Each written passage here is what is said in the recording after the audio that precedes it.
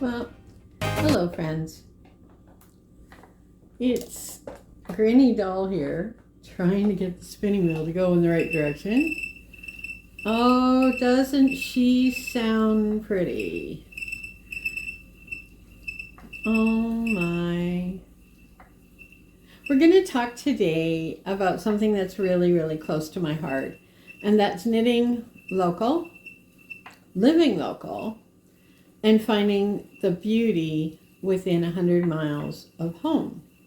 You know, there's something deeply grounding about knowing that the wool in your hands once grazed in a field just down the road. It's actually part of my 100-mile life journey where I'm exploring how to live, how to create, and how to create with what's just around me.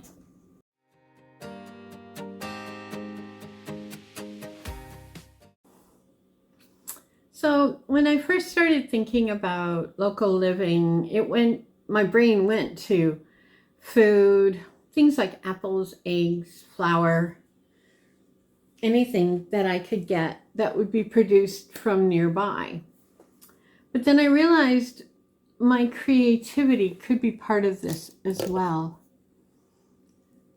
Where does my yarn come from? That was the question. Whose sheep gave this wool? The second question. So I began to ask, where?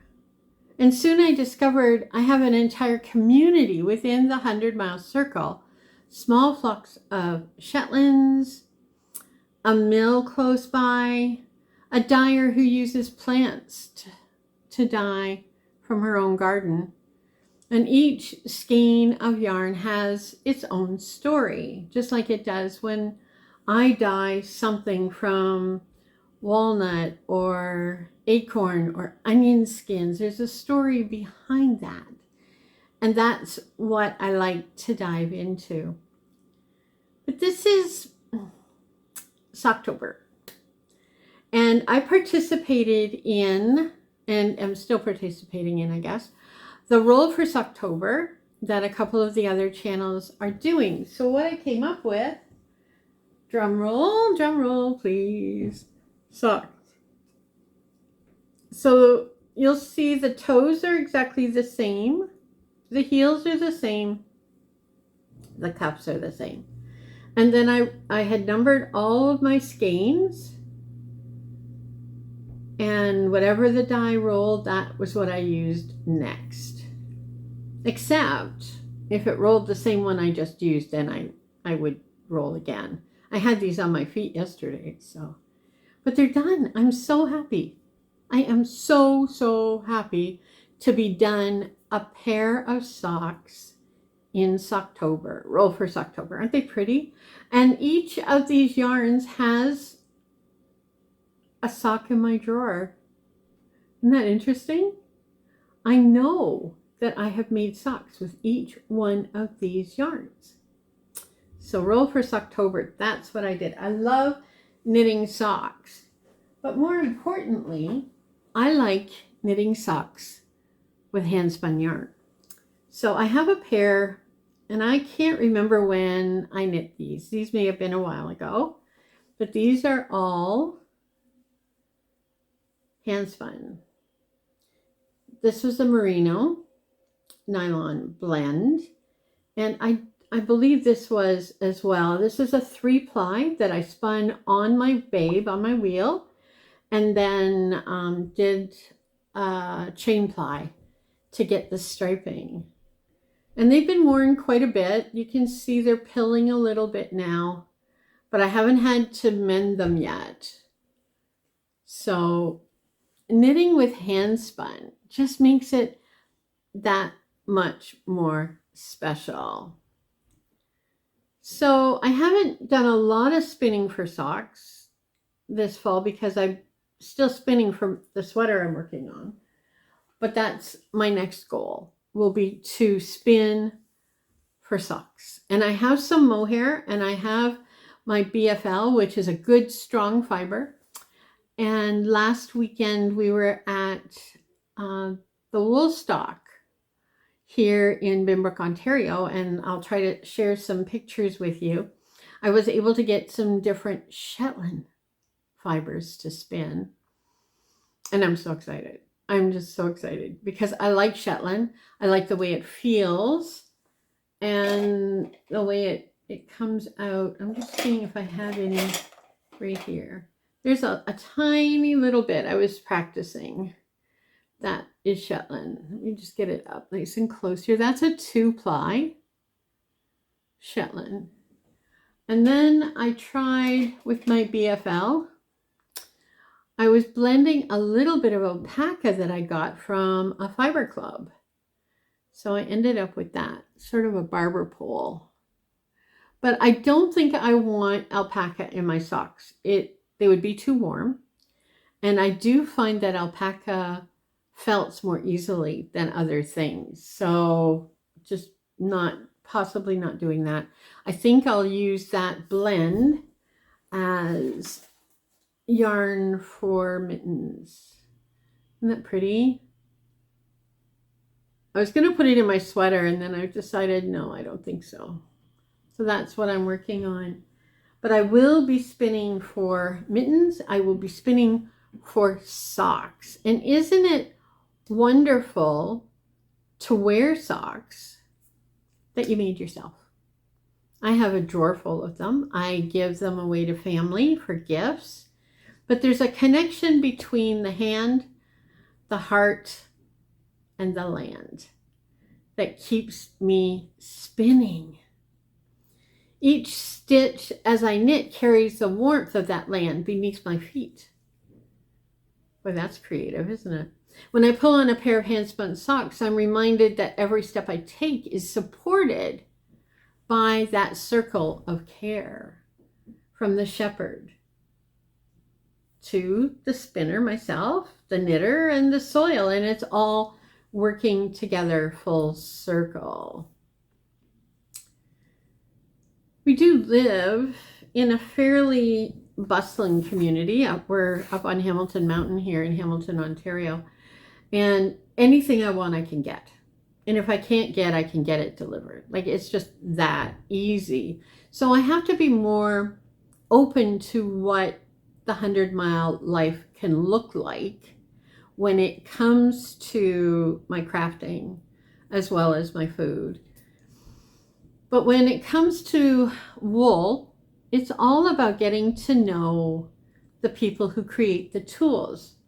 This past week, last weekend at the Fiber Festival, I got this beautiful spindle, right? It's a supported spindle. I'm still trying to learn how to use it. Got a little metal piece on the bottom. It's handcrafted and oh, I gotta reach farther. I purchased this support to spin it with as well. And the gentleman who did this woodwork is maybe 30 minutes away, 20 minutes away from where we live. So that's pretty close. I was happy to see that. Very happy to see that. And we'll see what happens, right? I'll just keep practicing it a little every day and see if I can get somewhere. But the point is that if we were just to go to the store and buy what we needed, then there's not the same thought process that goes into that. So if we're going to a fiber festival or a craft show or sale or to a local merchant, we may be buying less. So I went to this fiber festival with a budget in mind and I stayed within my budget. Woohoo! So we spend less, but we cherish it so much more, don't we? When we've taken the money that we've saved in, our little penny bank, piggy bank, whatever, envelopes, and we use it for something that we've saved for, then we really cherish that item. And maybe these hand knit socks of mine will eventually wear out. My hand spun socks, maybe they'll wear out. And when they do, what am I going to do? I'm going to mend it. I'm not just going to throw it out. Now, I have mended this part of a sock more often than I can tell you. continuously, it seems. And it gets to the point where it's so thin that I just cut it off. Well, what can you do then? Then you pick up stitches and knit it again, because there's nothing wrong with the top, right? Or like my husband, he'll put it on from here to here and use it as a cuff, as a wrist warmer. And I've seen him do that with store-bought socks too. But mending things, instead of constantly replacing them, maybe we choose something that's grown nearby, that's crafted by hand nearby. So for this season, my needles are busy with wool that hasn't gone very far. Even the fiber that I bought last weekend, I bought Shetland, and I bought a little bit of Jacob because I haven't worked with Jacob very much. Really beautiful fibers, all within 100 miles, all within 100 miles. And that just warms my heart. You know, it says in Proverbs 31, and I know a number of you follow the Proverbs 31 ideas. It says, she seeks wool and flax and works with willing hands. So as I practice on this new spindle, is like, are my hands still going to be willing? I don't know. It gets really, really hard. But I'm going to keep trying. So whether I'm working in the kitchen or at the wheel or sitting in my cozy rocking chair, which you've seen many, many times, I'm working with my hands. I'm doing something that is part of a sacred rhythm in my life. I'm receiving from the earth and giving back through the craft. That's kind of where it sits with me, right? Sometimes, not always, but sometimes. When we work with what's local, it's about receiving and giving. It's an act of gratitude, an act of grace, an act of gift that we have.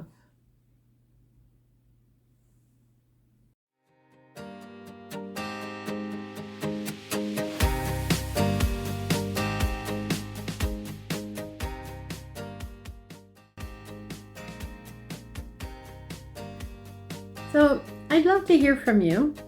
What's growing or grazing within your 100-mile circle?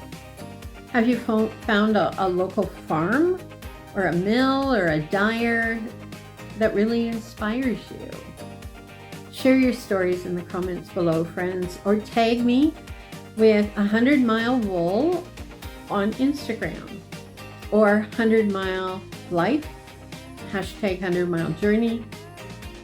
I'm on Instagram.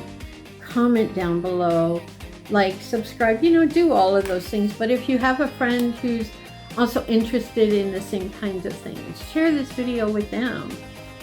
Encourage them as well.